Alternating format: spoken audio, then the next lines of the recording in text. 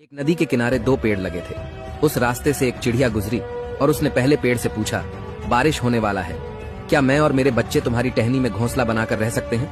लेकिन उस पेड़ ने मना कर दिया। चिड़िया दूसरे पेड़ के पास गई और वही सवाल पूछा तो दूसरा पेड़ मान गया। चिड़िया दूसरे पेड़ की टहनी में घोंसला बनाकर खुशी से रहने लगी। एक दिन बहुत तेज बारिश हुई और पहला पेड़ जड़ से उखड़कर पानी में बह गया। जब चिड़िया ने उसे पेड़ को पानी में बहता देखा तो उसने कहा, जब मैं और मेरे बच्चे तुम्हारी शरण में रहने के लिए आए थे तो तुमने मना कर दिया था। अब देखो, तुम्हें तुम्हारे उसी रूखे बर्ताव की सजा मिल रही है। पेड़ ने मुस्कुराते हुए उत्तर दिया, मैं जानता था कि मेरी जड़ें कमजोर है और मैं इस बारिश में टिक नहीं पाऊंगा।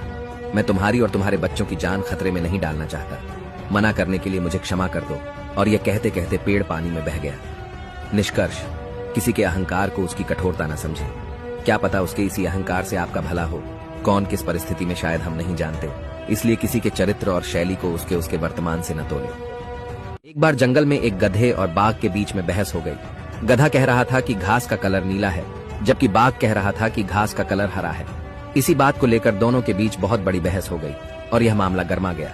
इस बात का समाधान करने के लिए बाघ ने कहा, ऐसा करते हैं, जंगल के बादशाह शेर के पास चलते हैं, वही फैसला करेंगे कि हम दोनों में से कौन सही है और कौन गलत है। शेर के पास पहुंचकर गधा चिल्लाकर बोला, महाराज, क्या यह घास नीली नहीं है? शेर ने बड़ी आराम से उत्तर दिया, यदि आप मानते हैं कि यह सच है तो यह घास नीली है।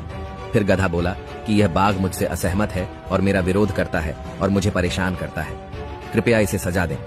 शेर ने कहा, बाघ को अगले 10 दिनों तक मौन लेने की सजा दी जाती है। यह सुनकर गधा उछल पड़ा और खुशी से अपने रास्ते चला गया। बाघ ने शेर से पूछा, महाराज, आपने मुझे सजा क्यों दी? आप भी जानते हैं कि घास हरी है। शेर ने जवाब दिया, मैंने तुझे इसीलिए सजा नहीं दी कि यह घास हरा है या नीला। इस सवाल का इस सजा से कोई लेना देना नहीं है। मैंने तो तुझे सजा इसीलिए दिया कि तुम्हारे जैसा बहादुर और बुद्धिमान प्राणी एक गधे के साथ बहस करने में अपना समय व्यर्थ कर रहा है और उसके बाद उस व्यर्थ की बहस को मेरे पास लाकर वह मेरा भी समय व्यर्थ कर रहा है। यह सजा इसलिए है। कुछ इसी तरह आपके समय की भी सबसे बड़ी बर्बादी किसी मूर्ख और कट्टर के साथ बहस करना है, जो सच्चाई और वास्तविकता की परवाह ही नहीं करता,